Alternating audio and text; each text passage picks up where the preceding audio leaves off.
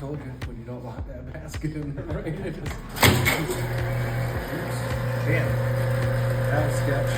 Yeah. I accidentally hit the toe kick. There goes down your ram. The gears on the side was spinning.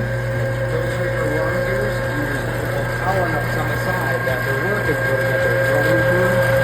Those will strip.